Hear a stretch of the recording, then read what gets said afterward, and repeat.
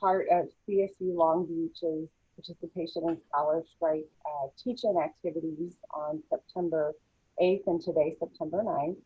I'm going to briefly introduce our panelists, and then our format will be for Deborah, Eliza, and Rocio, who we are all fortunate to have with us today as national scholars on undergraduate research and equity in undergraduate research. Each of them will speak for a few minutes, talking about the importance of racial equity in undergraduate research from their perspectives informed by their scholarship, practice, and/or personal experiences. And then we will, I will ask some questions, and then we will take questions via the Q&A feature in Zoom. And again, thank you for all of us. Thank you from all of us for joining us today. I'm looking forward to engaging in a healthy dialogue about racial equity in undergraduate research. Deborah Faye Carter is an associate professor of higher education in the School of Educational Studies at Claremont Graduate University and the immediate past faculty co-director of the Claremont College's Center for Teaching and Learning. She is a national scholar in equity in higher education and post-secondary education in the United States. And as part of her research agenda, focuses on undergraduate research and has a particular focus on equity and diversity in STEM and undergraduate research, among many other topics.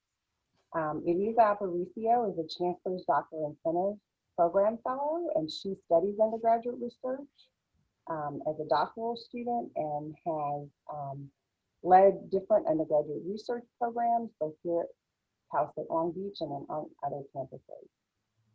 Dr. Rocio Mendoza is also a Chancellor's Doctoral Incentive Program Fellow, and she studies undergraduate research.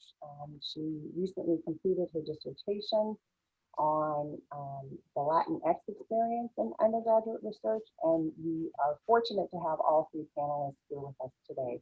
Welcome, Deborah, Eliza, and Rocio. So Deborah, if I can ask you to get us started with your opening comments.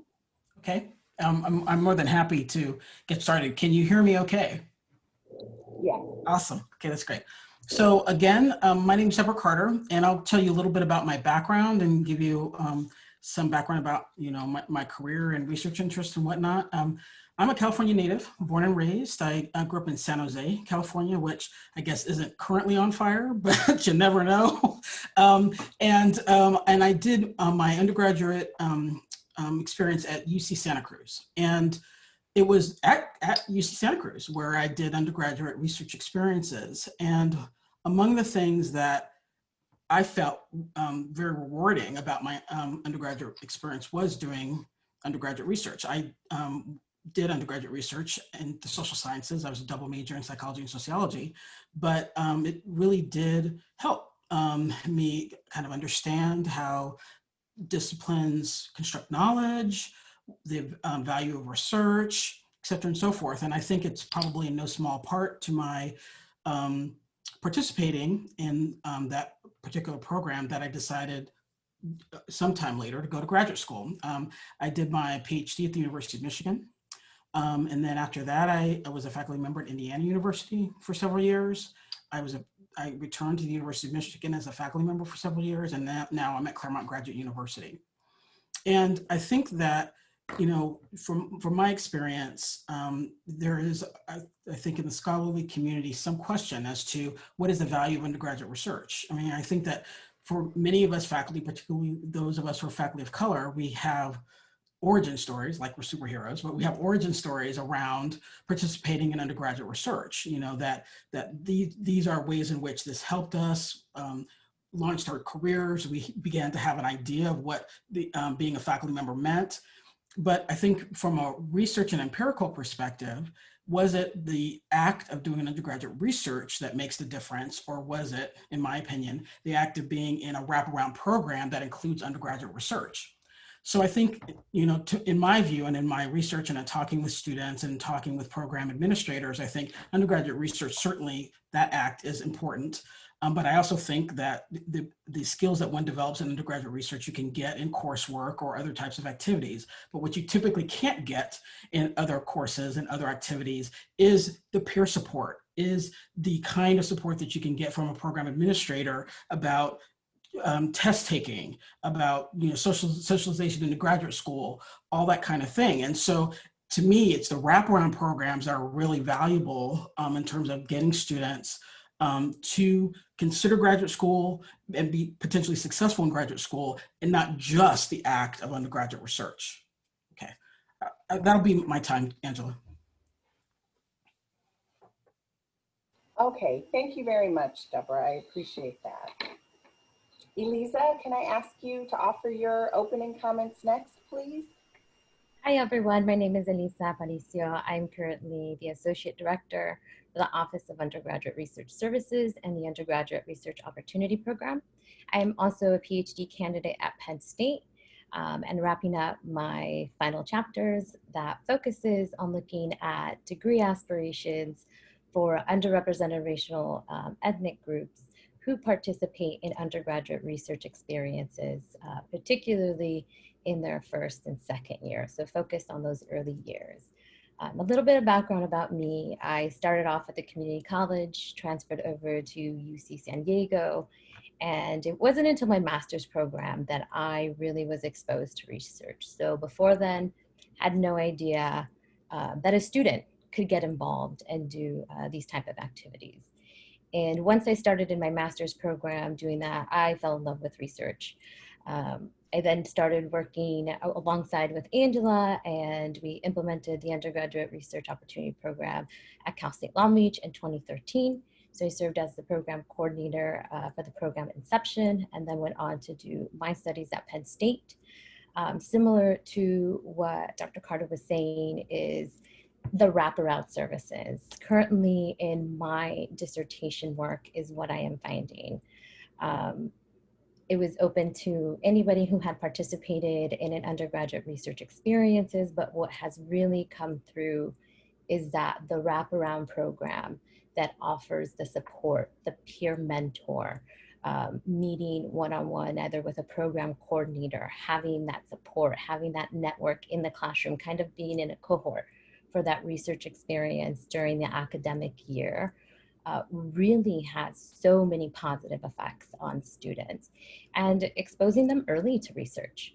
For some students, it did solidify, I like research, or I'm new to research and I'm really enjoying this research. And for other students, it maybe did change their aspect into, maybe research isn't for me. But there were still many benefits from that, such as the peer network, developing and sustaining faculty mentorships, even for those students who did not continue on to, let's say, the research path, who had decided to go into industry. They still have those relationships with the faculty member. They still have that network of peers that they gained from being in a program like Europe that offers these wraparound services. During my time at Penn State, I worked with Dr. Leticia Oseguera, who was the lead on evaluating a Meyer-Hoff program. And this program is also offering the wraparound services. Very highly intrusive, 6-week intense summer bridge program, cohorted along for 4 years. And what they were finding is that it did offer some sort of a protective factor to being a part of programs that offer these early undergraduate research experiences. And that will be it for me, Angela. Okay, thank you so much, Elisa. And next we have Rocio Mendoza. If you'll offer your opening comments, Rocio. Yes, so thank you, Angela. It's just such a pleasure to be with you all in community. And also just to kind of, as the Elisa and Dr. Carter, Deborah, you all kind of situated yourselves. I also am a proud alumna of the CSU system. I graduated from Cal State Fullerton. And I was also a part of an undergraduate research program, and I was part of the McNair program. And while that was many, many years later, many years ago, and I don't quite remember the findings, similar to Deborah, what I remember the most is just that lasting impact of understanding and recognizing the power of research, and thinking about how research can shape policy, can inform, and just create broader institutional change. And so I think for me that really early on implemented or embedded the seed of understanding, and I think of curiosity and knowing. And then I went on to, at first also though, when I was looking for graduate programs, I wanted to work with Deborah Carter as an undergrad, but you know, things didn't work out. It wasn't my time. And many, many years later, I went off to another graduate institution. And then when I returned and I was deciding on working again and pursuing my PhD, it was just meant to be. And Deborah was at Claremont Graduate University, where I completed my PhD recently. And we worked on several other projects and looking at undergraduate research. So I've also worked with other academic programs and kind of understanding, similar to what Lisa and Deborah are talking about, are just really these wraparound programs. And I think oftentimes when we think about educational interventions, we're trying to think of like that silver bullet, but I think what we're all sort of saying as well is we really have to understand things in context. And something else that I wanted to just also recognize when we're talking even about research is that historically there's this legacy of exclusion for people of color to have even been invited to or being a part of research projects that have shaped so much of the canon of the fields and disciplines that we're in today. And worse yet, we were subjugated. We were the research subjects in really racist and problematic ways. So I think it's important to also just put all of that research in the background as our context and how we're thinking about now just the power in being able to now tell our stories in these ways.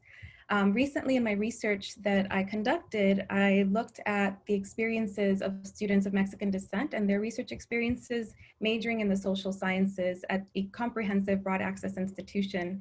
And what I found was that students were using all kinds of different first ways and their ways of knowing and firsthand knowledges to try to work and transform their own community. So they had, not only were they able to bring in their own sort of ways of knowing, but they were also posing different questions that I think without their perspective, maybe we would have looked over. So I think they also bring in a lot of contributions to the work. In addition to all the benefits that they receive, students also contribute to the work and the ways that we think of research.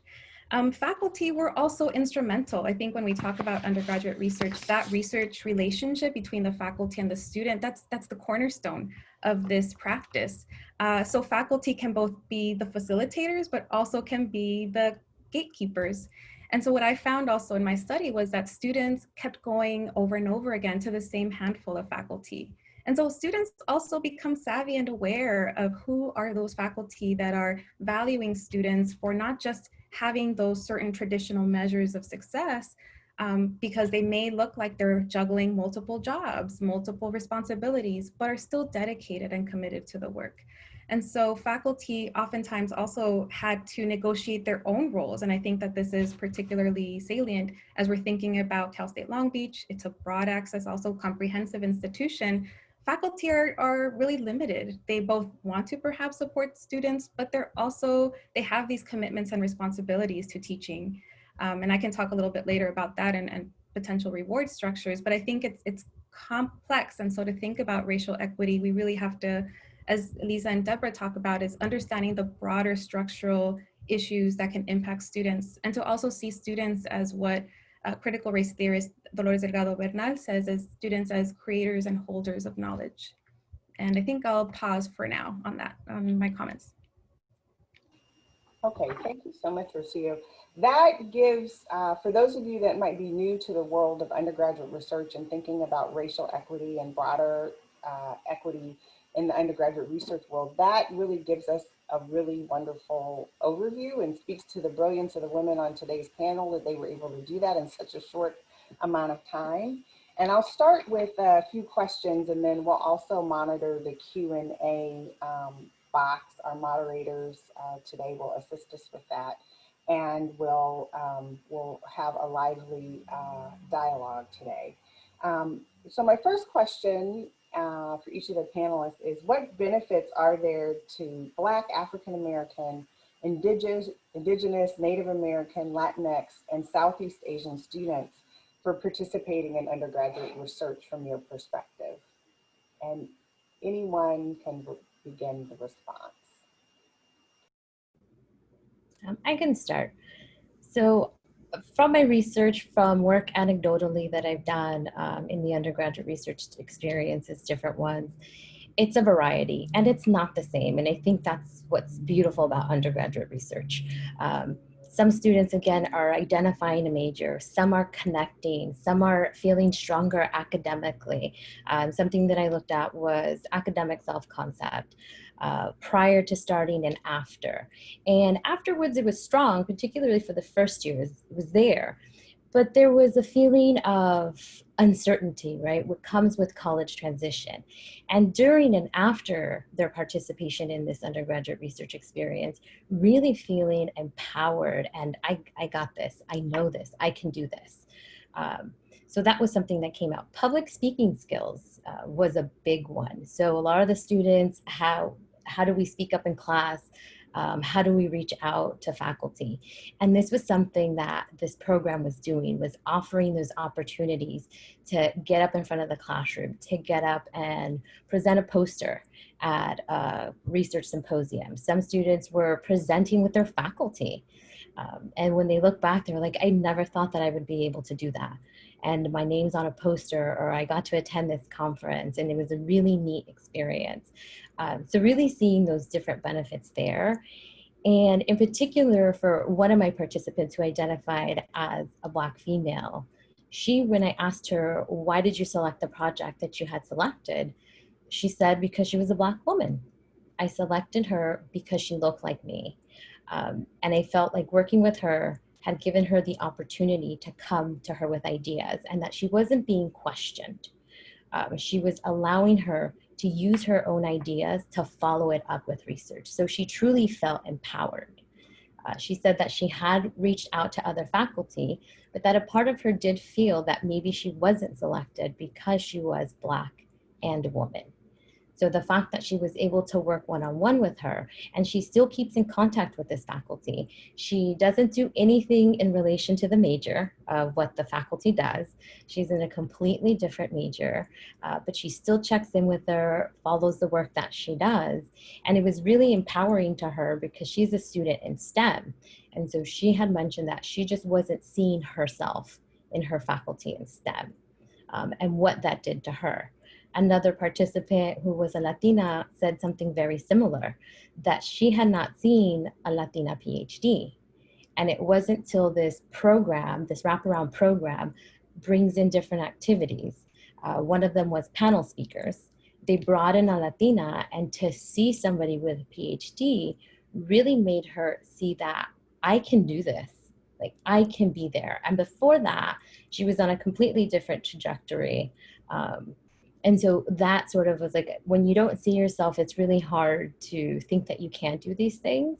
So both of those experiences just really insightful in terms of what it means to be able to see yourself and in conducting research. Thank you, Elisa. Rocio or Deborah, would you like to add? I can jump in real quick. So your question, Angela, is somewhat difficult to answer for a variety of reasons. I'm in a few minutes after I speak, I'm going to drop a link into the chat. I was on a panel, a national panel with other researchers to examine what is the effect of undergraduate research on student outcomes. You know, what does the research say about it? And part of the difficulty in answering that question from a research perspective is that so much of the data that we have about participation in undergraduate research is anecdotal from smaller qualitative studies. These are smaller programs. And so it can be difficult to really get an effect, you know, in comparison to someone who doesn't participate in undergraduate research programs. So I'm going to drop a link to the chat so you'll see kind of, you know, what the weight of the evidence says about, and it's a free ebook. You just have to put in your email address and you can get it and download it as a PDF or something like that. But from what I recall from the report and from the own research that I've done, I think that students of color in particular can benefit from undergraduate research programs because a lot of them exist in wraparound programs so that many of the students of color can network with other peers of color, and that can really help them develop a network that they can make use of for years later. So that I think that peer network is really important. I think that some of these programs, particularly if you're a first generation student, might be a way in which you're exposed to careers that you may never have heard of, but that you realize, oh, I have a biology major. I don't need to only do pre-med. I can do some other things. And so I think that that's another way in which these programs, again, additional services besides undergraduate research can help. I think undergraduate research builds skills, builds research skills. And in particular, though, I need to highlight the role of good faculty in terms of structuring an undergraduate research experience. There are faculty who are incredibly organized, who have a whole plan for how they work with undergraduate students. They have a plan for all year where there might be some things that they do in terms of training them in lab skills and then move on through building other lab skills, helping undergraduate students construct their own research projects, encouraging undergraduate students to present their research at conferences. I mean, the really good faculty mentors in these undergraduate research environments can really make the difference for students and really can help build student skills. So there's also that element. So in some ways it can be difficult to, from a research perspective, kind of control faculty influence, program influence, and all that to try to get a sense of, well, how does this matter? And it all matters, right? And so that's, I think part of the issue. Rocio, I don't know if you want to say anything else. I think you bring up a good point about the measurement, and I think there's sometimes this tension that I also have about what gets valued and what matters. But then we also have to, we're accountable to federal grants. So, they don't want to hear an anecdote. They need to see numbers, they need to see data. And so that's something that I'm actually in the middle of as well. I was too excited to jump into my 3-minute spiel here at the beginning, but I also I just joined the BUILD program here at Cal State Long Beach as a dissemination research fellow. And what I'm now looking at are multi-year level data and looking at survey data and kind of seeing, well, what are other stories that we can tell because of exactly kind of what you mentioned is not only just looking at certain outcome and you need large data sets, but can we also be more creative about the questions that we can ask and what are other ways that students also benefit from this research? So of course we meet the standards of whatever program that we're in or the goals and objectives. So did they go to graduate school? Do they have certain indicators of success, traditional, what I will call?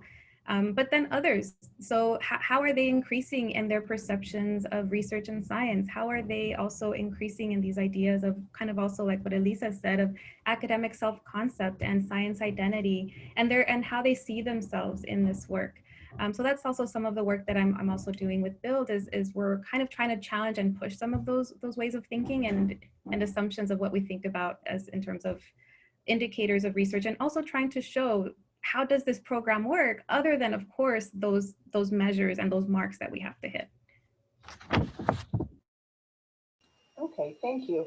I'll also take an opportunity to share an anecdote from my own undergraduate research opportunity experience that I had as a sophomore in college, because I think it's also illustrative of why we should and need to pay more attention to racial equity in undergraduate research.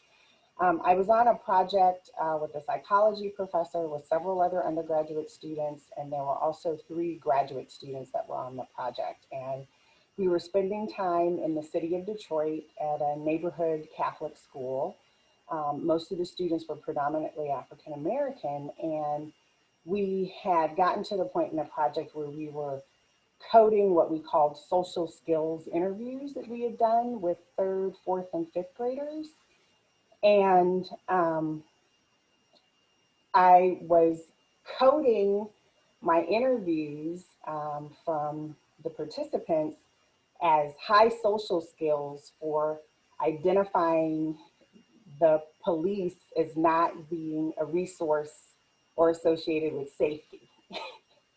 And the graduate students, all of whom were white presenting or white identifying, told me I was incorrectly coding. And I said, what? Are you kidding me?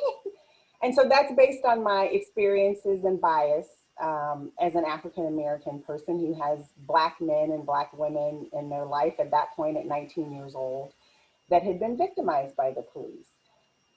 But even more importantly, just 2 weeks before we had collected data in some instances, Malice Green was killed by the police literally down the street and around the corner from this site the school site where we had done data collection. He was an African-American man who was killed in a police interaction. And I brought this up to the white graduate students and still got nowhere. So I was very frustrated. I went to my peer advisor in my wraparound undergraduate research program, and I'll never forget, her name was Marla. She asked me what could I do about the situation. And we talked through the library workshop we had just been through in the wraparound program, the library skills I was learning, and the research seminars as part of the wraparound program. And I went to the library, and a librarian assisted me. It's how I discovered the Journal of Black Psychology, and I collected articles. And I went to the graduate students, still got nowhere. But at that point, I was feeling empowered, and I went to the faculty member in the psychology department that was leading the project, who happened to be African American. And he was like, "Excellent work, Angela. Of course, the coding scheme is not correct." And it was so empowering for me. And those are skill sets that I use to this day as a faculty member who's responsible for various administrative projects. So that's an anecdote and kind of a lived experience. And for me, what's important in diversifying, particularly with regard to racial equity, the students who have access to undergraduate research, is how many other research projects are missing a voice of a Black or African American undergraduate researcher, an Indigenous undergraduate researcher, a Native American undergraduate researcher, a Southeast Asian or other AAPI voices from the undergraduate research student population, or the broader Latinx community, who aren't on a research team asking these critical questions based on their lived experiences that can inform and strengthen a research project, and then therefore also strengthen the type of work and scholarship that gets produced by our institutions and faculty.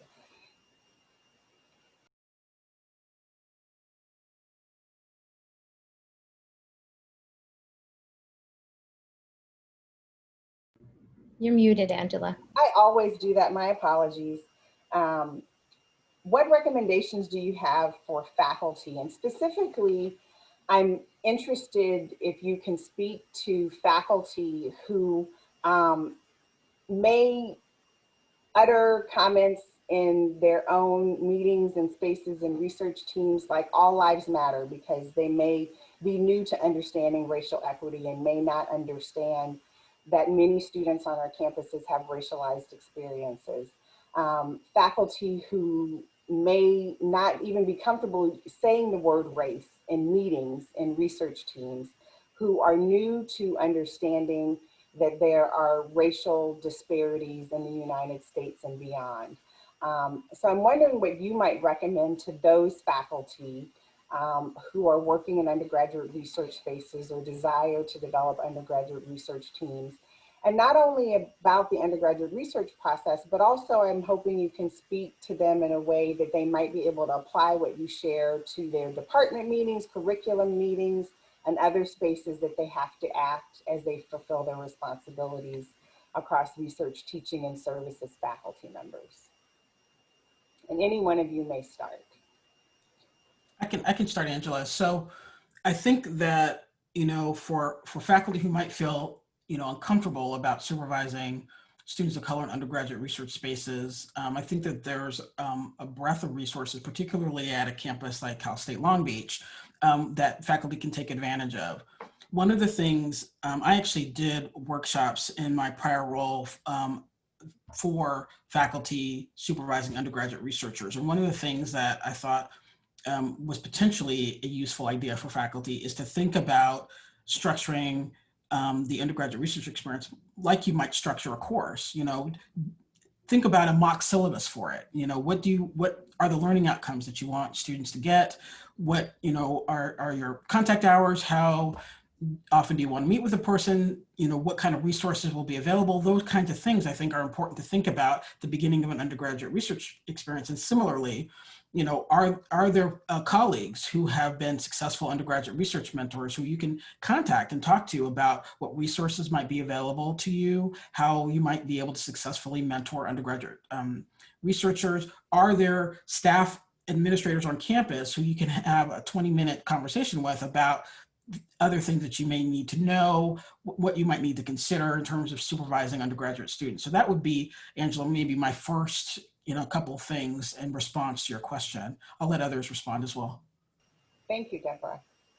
I think what I also thought about was that there's a lot of, and something that I noticed in my work is that there are disciplinary cultures. And so because of the way that we were also trained, and oftentimes that's what happens, is that we will model the way that we were trained or mentored and think that that's the only way to do something. And I think that that's something that we have to reflect on. And I think that that would benefit faculty to reflect on, is that, for example, in my study, there were faculty who didn't talk about race or were uncomfortable even talking about race or even reflecting on their own identities when they were teaching and they were in a political science department.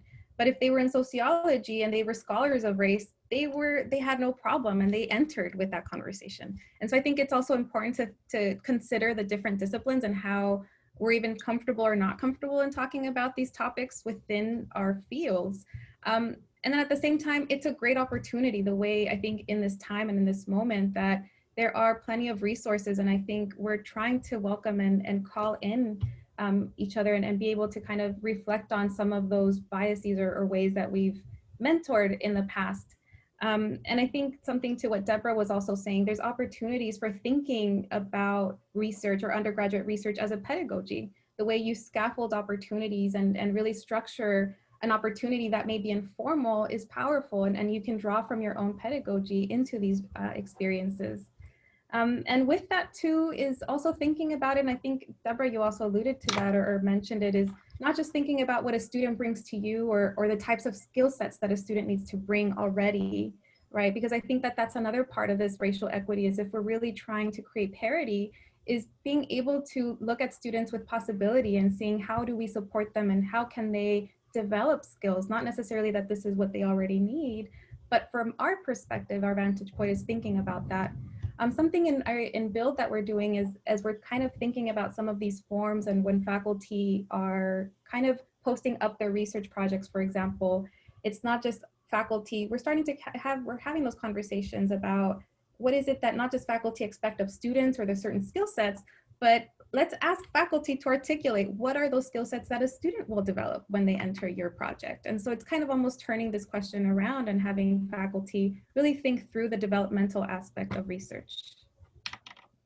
I just want to jump in because I want to bounce off a point that Rocio just made. The other thing too is that, through this pandemic, I think that we've lost a lot, honestly. But one of the things that is an opportunity is that many scholars are willing to visit classes and talk about their research, about their experiences. And so this is an opportunity that if there are areas of knowledge that I don't have or would like a colleague across the country to talk about, I can invite them into Zoom meetings and have them talk about it. So this is another way, a beneficial way that you can, broaden the voices that your research team or your individual students have access to, because there are many scholars who are willing to visit your classes via Zoom.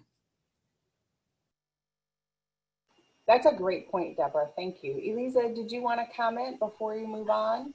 And just to echo something that Rocio and I think Dr. Carter had said, it's really approaching this from not being an anti-deficit perspective, right? We really have to come at this with the asset perspective.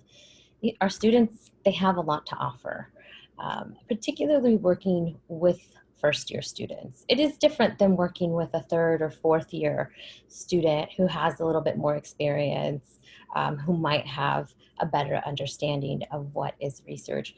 But really, how do you scaffold to a first-year student researcher?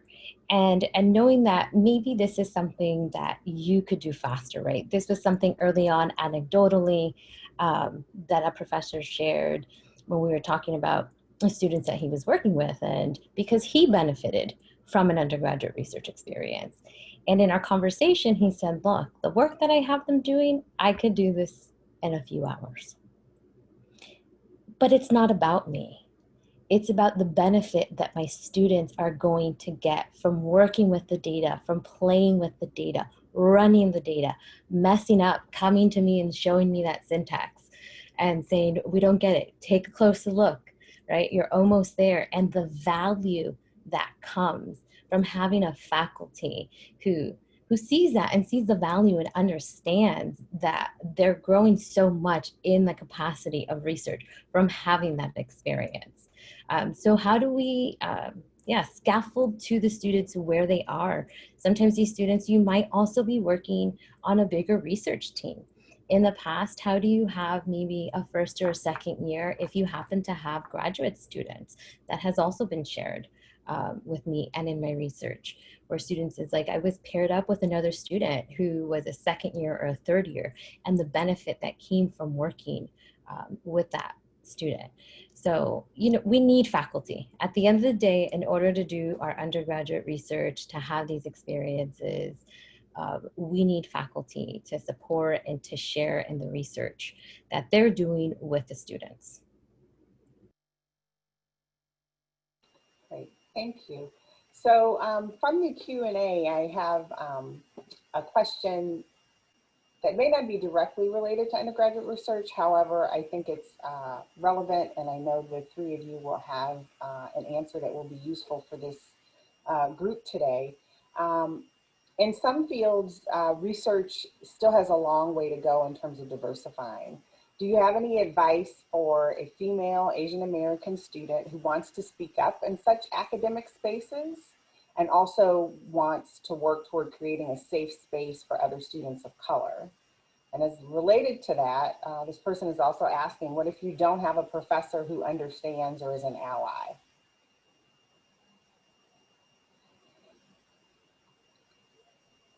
So perhaps I'll start. One of my main responses to the question is maybe first, I think we've all been there, honestly. And I know that my first year in my doctoral program was incredibly isolating. My advisor didn't arrive to my doctoral program until my second year in the program.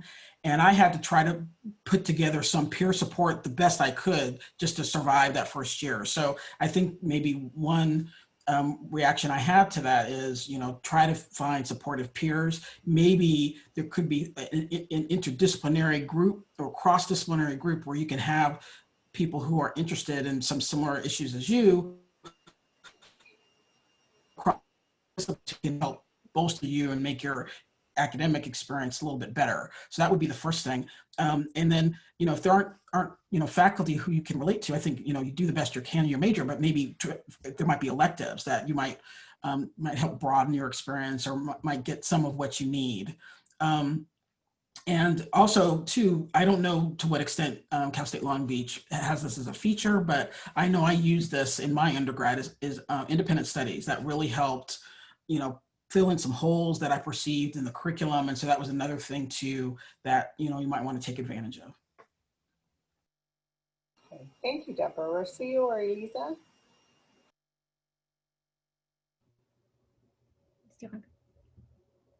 I'll go. So kind of, I totally echo, and I think that that's important. First and foremost is no one that you see out on these panels or that are published, or even the work that we read, that's the final published version. There's so many rough drafts and scratch papers that we have. And I think that's sometimes the tough part, is that we don't often see the behind the scenes of how we sometimes get to different places and the trials and the challenges that we've all had. So first of all, I think it's absolutely normal to feel that.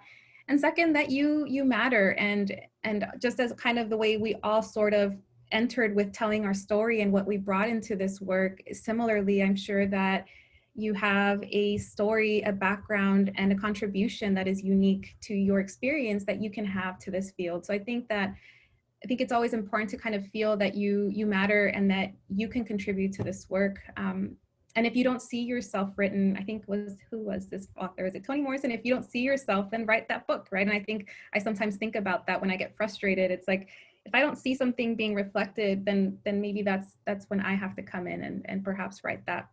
And there's also professional opportunities. So there are different national organizations, professional organizations. So maybe think about a professional organization in your particular field. And within those fields, for example, we have in higher ed, we have the Association for the Study of Higher Education or the American Educational Research Association, where within all of these professional organizations, they have sections for graduate students or students, aspiring to go into the profession. And so within that, you can possibly tap into these other networks that are maybe not at your particular institution, but you can tap into other students that are kind of thinking about similar things and are maybe at that same point as you are. And similar, just also tapping into research programs that are already on your campus. If you might not be able to participate, can you still tap into the resources and be able to maybe ask or see if you can get recommendations of other faculty that may be open to taking on a student? And also to add to what Rasua said, I've known quite a few students of color who found extensive networks on social media. So there's, to the extent that people feel comfortable using social media, I think that that can also be a really good outlet when people are feeling isolated. Yes, and that's a great question. And before Elisa comments, I'll also just invite the person, if they're comfortable and they're part of the CSULB community or not, to reach out to Elisa Aparicio and myself, Angela Locks, and we're happy to chat with you and help you get connected to a faculty member or a space on campus that might be more aligned with your values and your goals and what you're trying to get out of your college experience. So Elisa? So similar to what was said, I think, is being uncomfortable with sort of finding somebody. And that's something that I did. I wasn't seeing myself. And I reached out to a professor when I was an undergrad in the Chicano department, Chicano department. And, just started to ask questions and how does, I get involved this way and how do I get myself involved that way? Because they didn't see that representation. But it required me to put myself out there and to reach out. And so that was by far the most uncomfortable because that wasn't my major. I had nothing to do in that area of study. I happened to look for the department. I found the interest, the type of work that they were doing, and just went and would have conversations once in a while. And so that was helpful during my time as an undergrad. As Rocio mentioned, there are groups, and there are specific groups. I know off the top of my head from some of my past students who were engineering, they were part of Black women engineers. There's a Latina women engineers. So if you're looking for something even more specific, you can find those type of groups either on campus or different associations there. And social media, now that we have gone virtual, social media has been a really great way, is what I've seen, at least if you are associated with Cal State Long Beach, in terms of the different groups and meetings that are out there now that we are in this virtual space. So I know that it can be hard, but it will require you to sort of put yourself out there. And like Angela mentioned, I'm a resource. I know there are other undergraduate research programs on campus that can also be a resource. We can point you in the direction. And while it might not, let's say, be a paid opportunity, there are certainly other ways to get involved throughout your time at Cal State Long Beach. Can I say something to that? Because I think this is also such a great conversation, because I think this to me also represents sort of this tension that I think we can have, because on the one hand, we're asking students to kind of break out, and I think that that's important, and that's what I echo. And on the other hand, if I'm talking to faculty or administrators, what I'm also hearing is there's a student who doesn't feel like they can speak up in a classroom, and to also question why that is. Why is it that this Asian American woman, and what is her context that maybe is making her, or making her feel that she doesn't, what she says maybe isn't valid. So I think from that perspective, it's important to also think about what are those environments that students are in that make it so that they don't feel that they can sometimes reach out or have that kind of maybe agency to reach and to reach out and tap into certain networks. Sean Harper describes this concept of a race-conscious educational practice. And he talks about this assumption that sometimes institutions will have that a student will navigate the institution, will navigate resources, or that will approach faculty with the same ease as a white student may have, or in terms of a student that already has that capital or has had parents or family that have been that have had college education or that come from academia. And so I think that that's also important to kind of think about, bringing this also back to this racial equity piece, is what are the race conscious ways that we can think of how students navigate so that they can feel that they can tap into these spaces, but that they also perceive that these spaces are welcoming for them. So that's a great comment. Thank you. I guess I have one question before I move on to a topic that's come up in the Q&A about how we can engage graduate students in this work around racial equity and undergraduate research. So how do we help faculty and administrators engage in race-conscious work in the undergraduate research kind of context, research teams, process, programs, without engaging in academic bullying? And for example, if someone doesn't necessarily understand why someone might want to disaggregate their public health study in the LA basin around the impact of COVID-19, for example, and someone may question an Asian American student about why they're disaggregating their data by ethnic subgroup and trying to parse out how the Cambodian American and Cambodian community is being impacted versus the Filipino American community is being impacted, because we know from our local public health data that those communities are being impacted in very disproportionate and distinct ways. So how do we help students in those situations where they're being pressed by faculty or people in audiences or program administrators about why one might want to disaggregate that work? What do we do as scholars of color and our allies when one of us is being attacked or accused of doing quote unquote me search? You're only interested in that topic because it has to do with your own community. How do we help students respond to those kinds of environments? Because we know they happen. We know they happen on our campus. And then also, how do we help faculty begin to disrupt that type of behavior when they witness it from their administrative and faculty colleagues?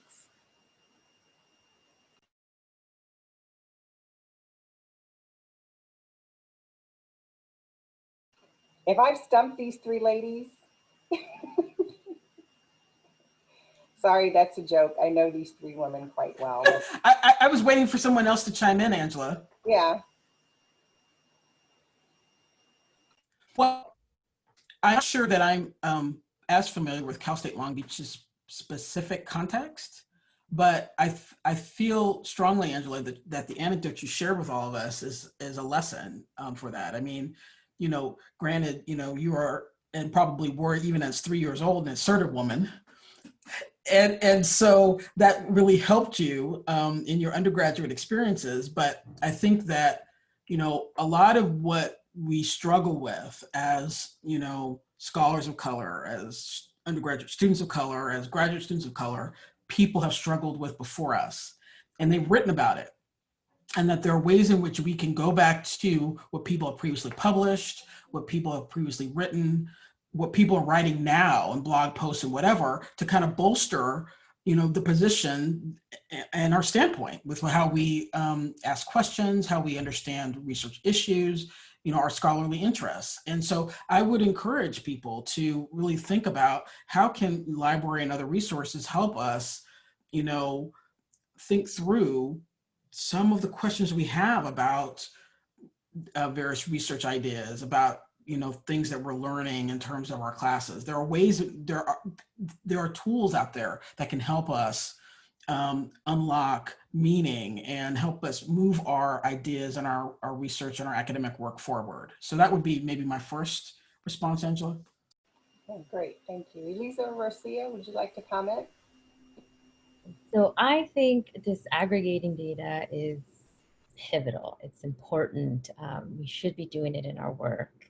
I think of the example you said around Asian students. there's a vast difference between our Asian students and our Southeast Asian students. And this depends also where are these students located.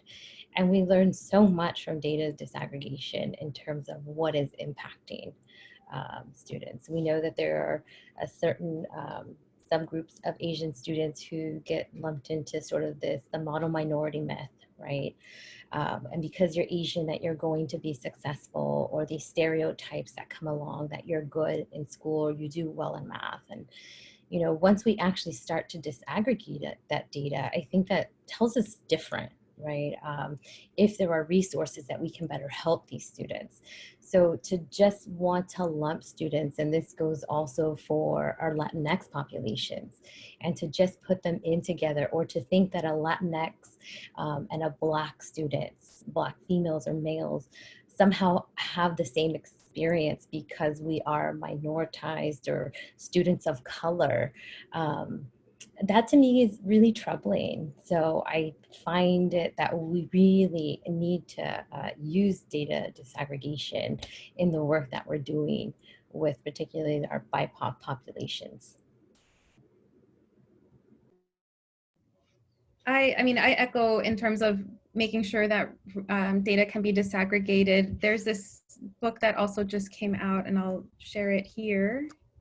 It's called Measuring Race, and that was edited by Ed Torinishi and others, about understanding the importance and guidance on how to disaggregate data. It's a question of racial equity, really, and transparency when we're talking about disaggregating data. So it's not coming from this bias or research or hidden agendas, but I think it's, if we're operating from this place of equity and transparency, then that's what it is.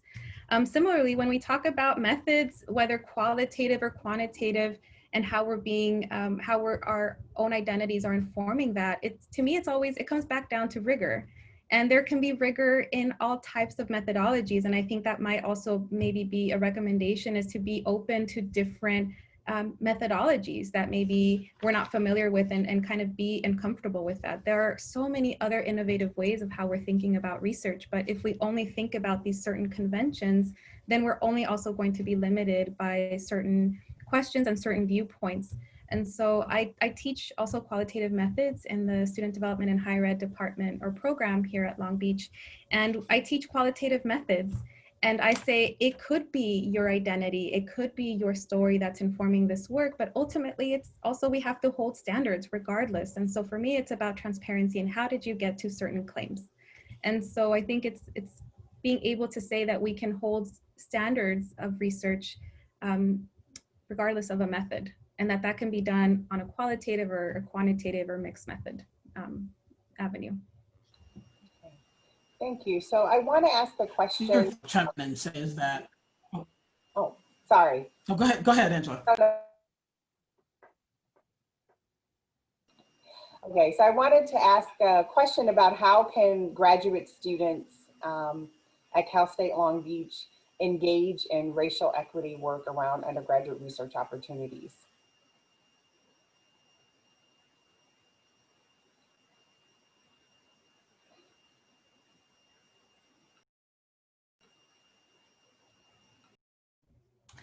It seems to me that I think graduate students have multiple venues with which they can engage in these kinds of things. I mean, they could do it in their own work and research, right?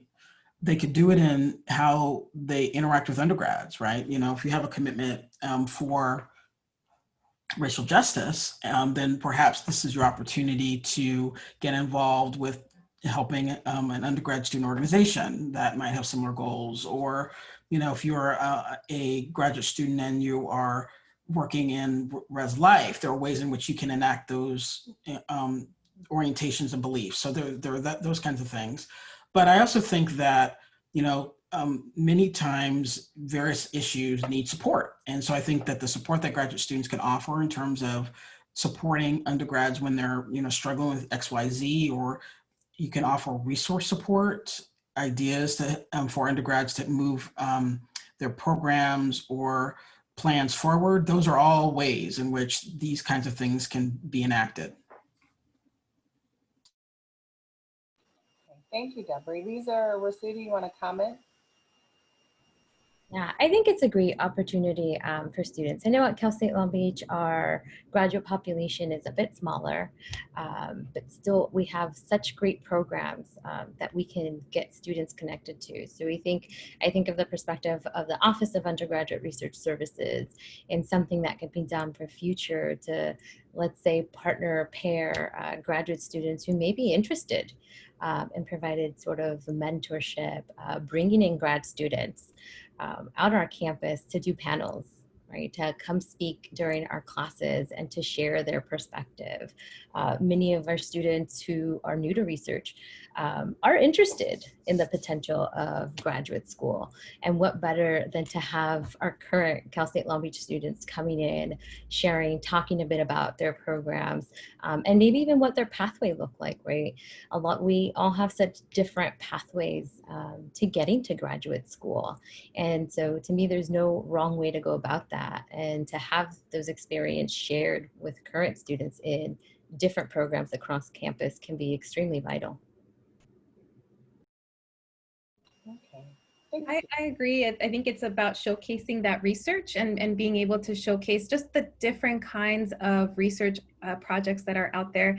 When I've attended the Europe Symposium, research symposium that unfortunately we couldn't have in person this May, it's incredible and inspiring just the types of work that students pursue and the topics that they pursue. And I think most importantly, to realize that that can be studied. You can study gang violence in your community because that's something maybe you saw as you were growing up, and now that you can transform policies, for example. So I think that that's important to be able to share the work with others for both graduate school and beyond, but also you don't need it. I mean, you don't need to have the aspiration of graduate school to do research. And I think that's another part that I found in my work is that people had this idea, well, if I don't want to do graduate school, that's not something for me. But I think the power, I think that we're all saying is that there's so much validation and skills that students acquire in this process, in addition, of course, to then preparing for graduate school and academia, if that's what students want. But they can apply these skills to so many other positions and work that I think sometimes we have to translate a little bit better to showcase how students can also transfer these skills and stories to other opportunities.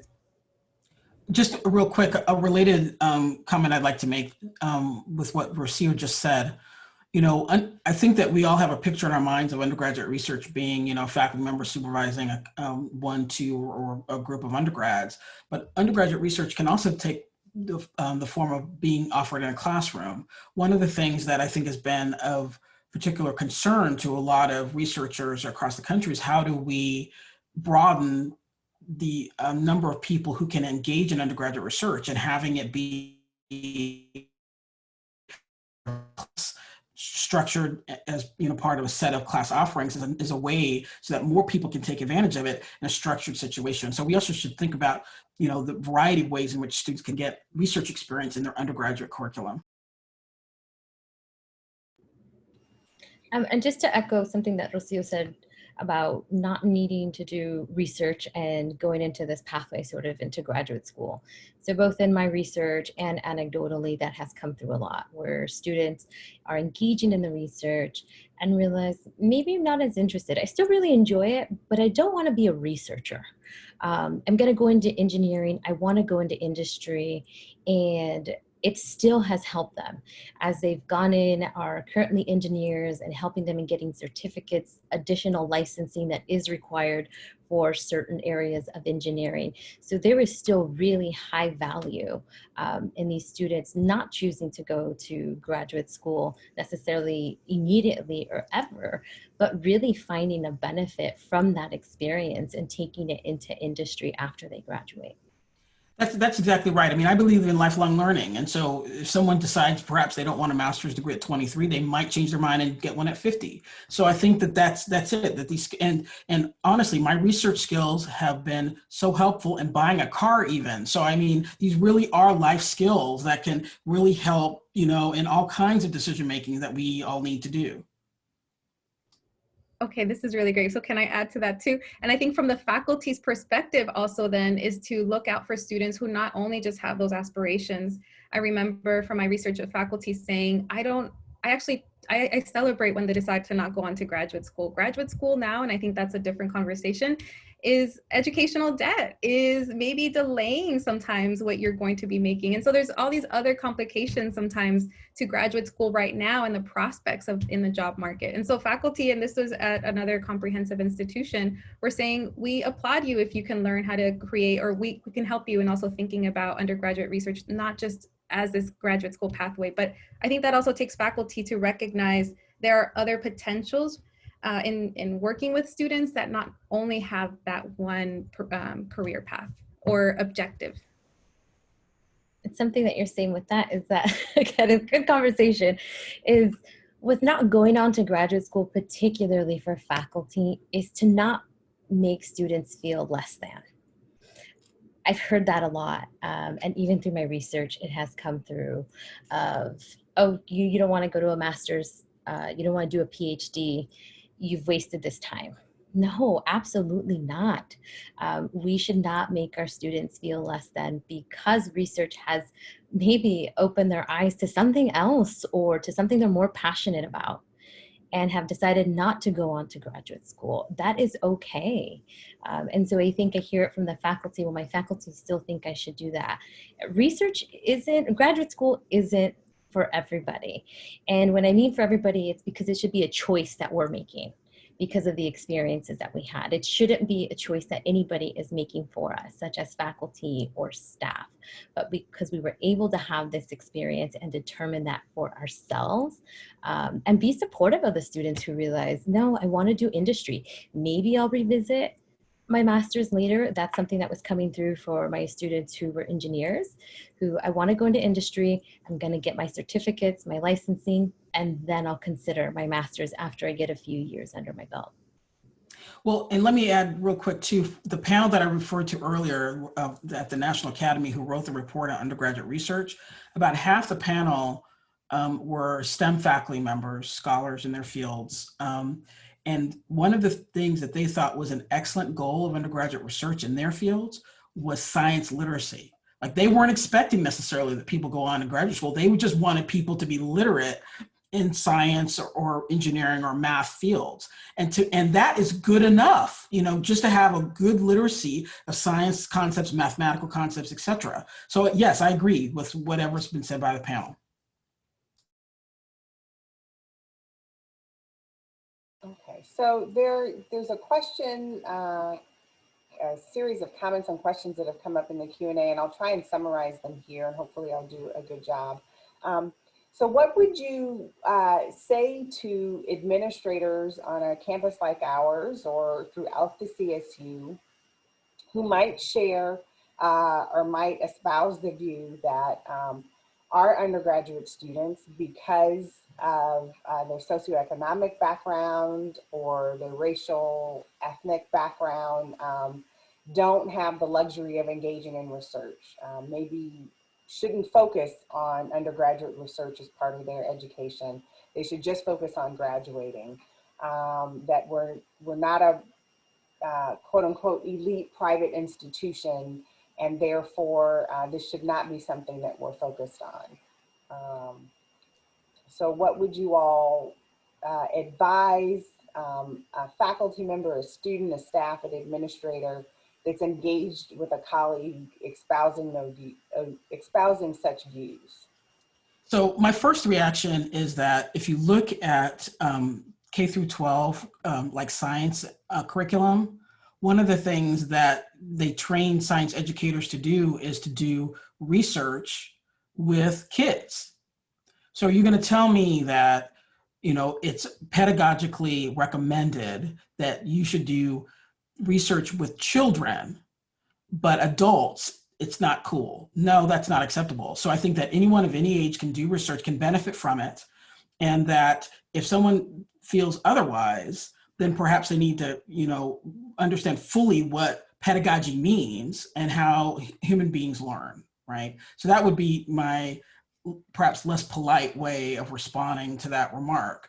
But I also think that there are many ways in which students can engage in research. So if maybe a program is not, does not have the capacity to serve all of the people who need it at Cal State Long Beach, but there are, again, ways to incorporate it into classes. And there are other opportunities as well. And then the final thing that I would say is that undergraduate research opportunities and wraparound programs have enabled plenty of first generation students, particularly students of color, to go on to graduate school and be faculty for decades. So this is something that has benefited a lot of us, a lot of our communities. And so yes, it should be available to people fitting that profile like Cal State Long Beach. Yeah, I think it goes back to something Dr. Carter said earlier about this idea of lifelong learning is really a huge benefit of experiencing research. And at least in my own work that I've done, not every single participant of mine has come back with the exact same feedback of I've benefited, you know, it's all cookie cutter the same. Absolutely not. Many of my participants are currently in PhD programs, some are in industry, some are in masters, and they have benefited in very different ways, in a multitude of ways, some ways that they share. And so to tell somebody, administrators, that they shouldn't be engaging, there's just so much lifelong learning that students will continue to carry on.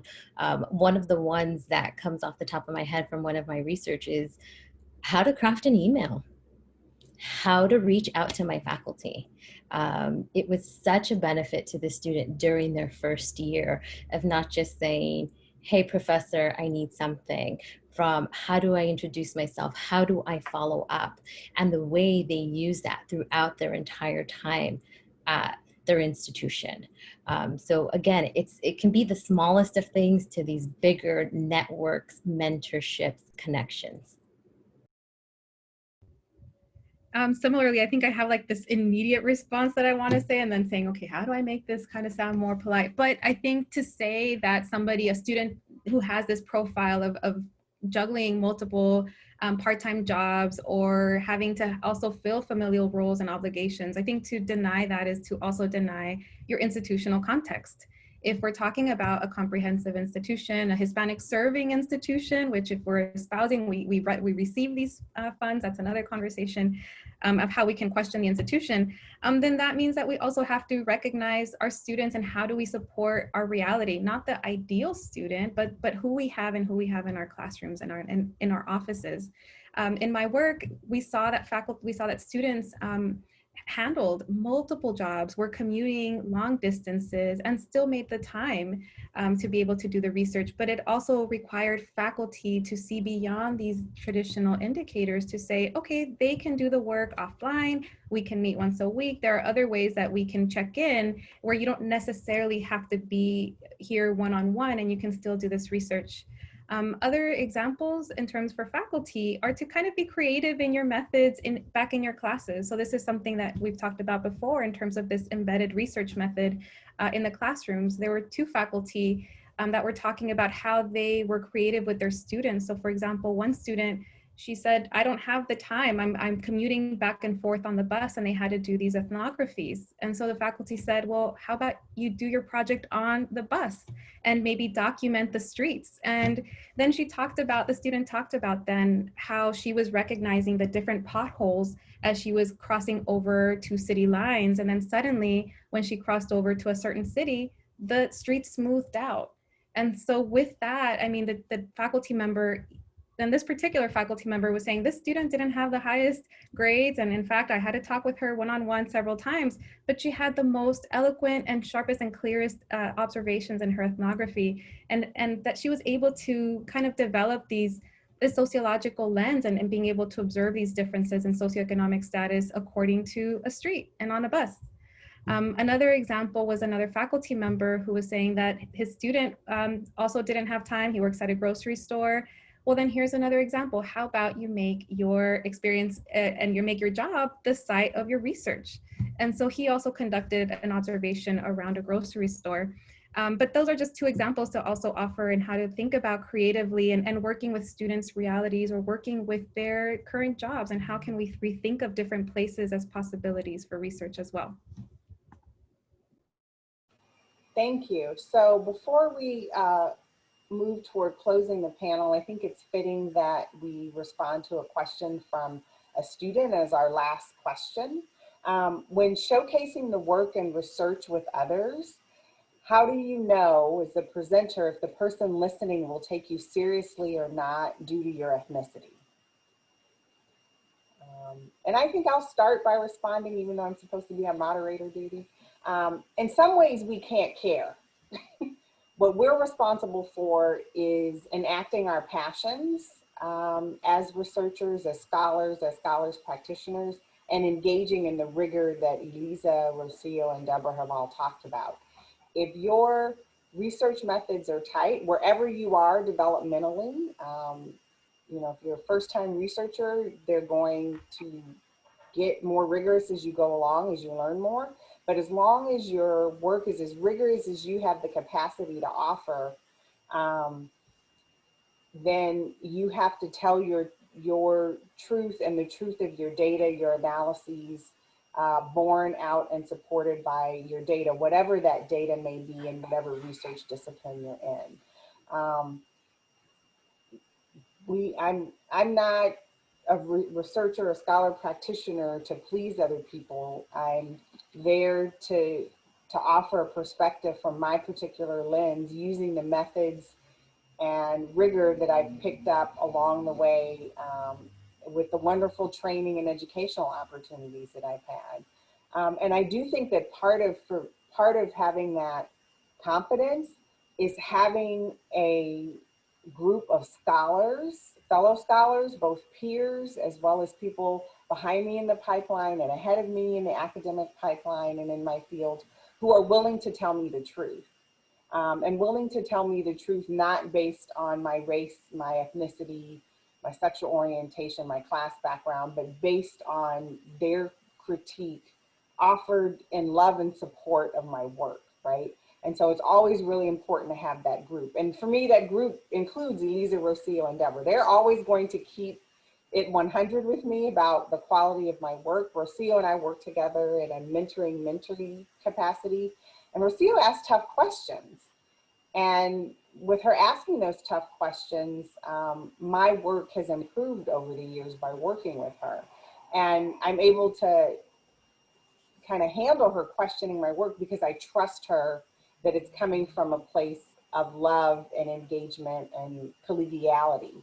And sometimes we don't necessarily have those relationships in our research teams per se, or in our departments or in our graduate programs. So it's really important to develop those networks outside of your immediate area if you don't have them there. And I'll stop talking. I'll let any one of you, maybe again, I'll repeat the question. When showcasing the work and research with others, how do you know if the person listening will take you seriously or not due to your ethnicity? So I'd like to chime in and maybe support some of what you said, Angela. Feel like there will be a couple different parts of the question. And the first part is, you know, if you're feeling intimidated about presenting your work, I think many of us have been in that situation of feeling intimidated about presenting one's work. And so a way to alleviate some of that fear or, you know, or sense of feeling intimidated is to prepare adequately for the presentation or whatever. And so I've often used peers to bounce the presentation off of before I actually present it for real. And so I think that practicing presentations, you know, having someone look over your work ahead of time can help you feel more confident in actually presenting it.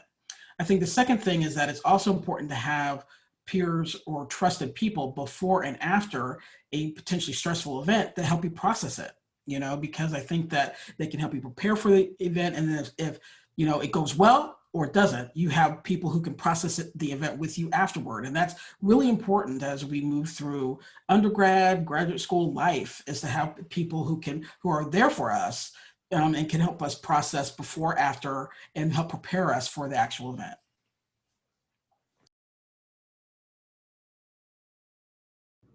Yeah, so similar to what was said, that has been really helpful in my work, getting feedback, asking for feedback, asking for help, doing trial runs of presentations, looking over drafts, and knowing that I feel confident in the work that I'm presenting.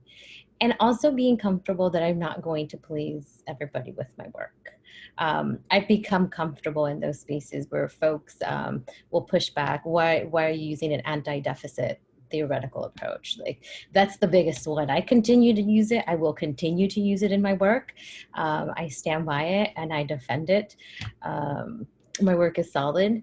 So again, being comfortable with that, because you will encounter folks who will disagree because you're disaggregating data, for instance, and really knowing why it is that you're doing that work and why it's important and why you chose, whether it be critical race theory, an asset-based approach, and why it matters for the communities that this work is going to impact. Right. I think I can almost interpret this question in two ways. The first is, how do you know if you will be taken seriously? And I think it's absolutely what my colleagues just said in terms of preparation, understanding your work in and out, and also having these loving colleagues that are going to kind of poke holes in your work so that you can be prepared. And I think it strengthens your logic and argument. But the other question about how do you know if your work will be taken seriously because of your race and ethnic background, that's racist. So I think that that's kind of what I would say too, is like, that's just not that, just know that that question, or that sometimes internal conversation that we're having is something that we've absorbed because of our environments that have told us that we are less than, or that perhaps our contributions are less than. So that's something that I think is a journey for me that I think I'm still walking through, in terms of understanding that my epistemologies are valid and that my training are valid and that I can contribute to spaces. But it's just a question that I feel like I'm trying to think about less, because that's in all honesty just a racist perspective.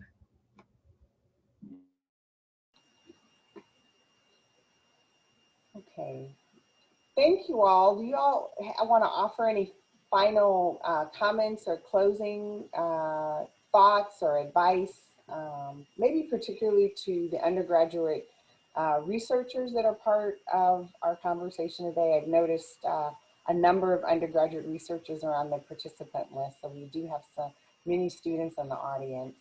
So any final thoughts before I wrap us up?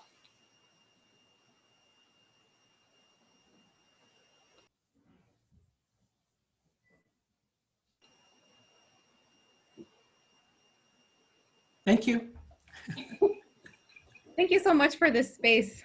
Appreciate your just having us together, and for all the work that you do. Honestly, I think I've just being at Cal State Long Beach for a few years now, and just seeing just what you do and how you maneuver. I learn equally from you as well. So thank you for the work that you put in and out of sometimes the spotlight. Yeah. Thank you, Rocio. I appreciate that.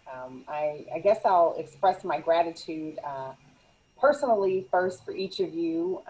Each of you has made me such a strong scholar and made me better and stronger and better equipped to serve our students. And I'm very grateful for you for that. And thank you also just professionally for being willing to join us today. I issued this invitation just maybe about a week ago, and each of you readily agreed to participate. So thank you very much. And thank you for your own work and scholarship. Those of you that are with us today, please be on the lookout, look at their work. All of them have existing and forthcoming projects about undergraduate research and racial equity in higher education.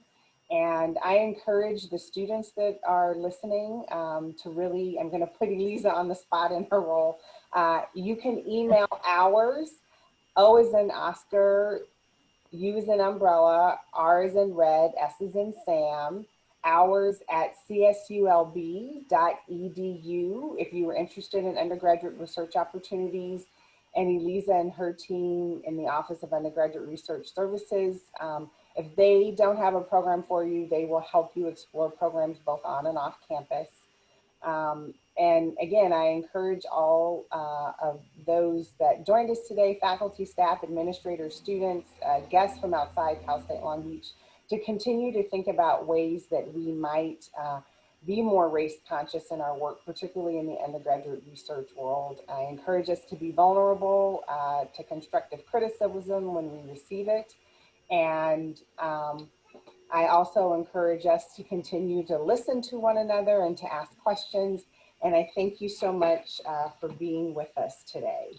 Yes, thank you. If we have any students, please feel free to reach out, faculty as well.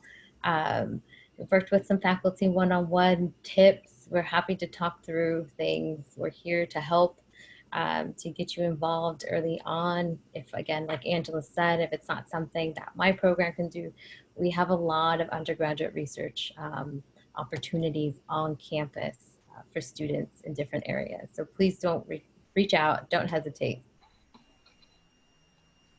And I'm going to put, as we close, I'm going to put the hours email in the chat so that you have it for you. You can email Elisa and her team. Give me just a moment. And again, thank you for coming today. This concludes our seminar. Have a wonderful rest of your experience with Scholar Strike.